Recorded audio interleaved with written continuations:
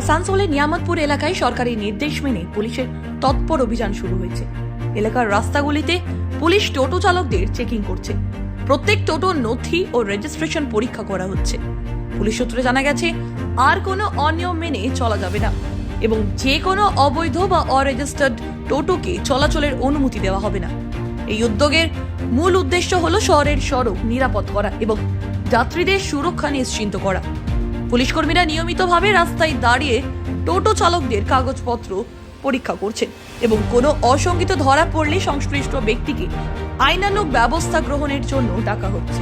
আজকে আমরা এটা কোনো ড্রাইভ নয়, এটা অ্যাকচুয়ালি হচ্ছে যে আমাদের গভর্নমেন্টের একটা অর্ডার এসেছে, আমাদের সাহেবের একটা অর্ডার এসেছে যে যত টোটো আছে এটা রেজিস্ট্রেশন করতে হবে। রিটেন একটা সব আছে, অ্যাপ্লিকেশন আছে, না হলে বাহন পোর্টাল, এই দুটার মধ্যে ওদেরকে টোটাল যত আমাদের এখানে টোটো চলছে সবারই রেজিস্ট্রেশন করতে হবে।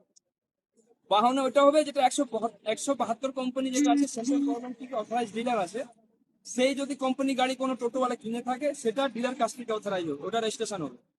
আর যেটা রিটেনে যেটা রেজিস্ট্রেশন হবে সেটা হচ্ছে 2020 সালের আগে যে টোটোগুলো কিনা হয়েছে কিংবা যেটা অ্যাসেম্বল আছে।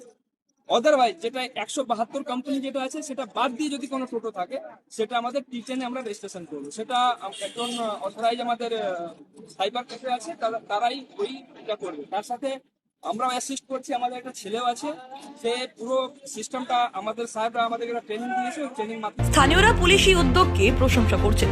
তারা বলছেন, এভাবে নিয়মিত চেকিং করলে সড়কে টোটো দুর্ঘটনা অনিয়ম অনেকাংশ কমবে। সরকারি নির্দেশ মেনে সবাই রেজিস্ট্রেশন নিশ্চিত করলে চলাচল আরো নিরাপদ ও নিয়মান্ত্রিক হবে। আসানসোল থেকে রাহুল পাসওয়ানের রিপোর্ট, খবর বাংলা।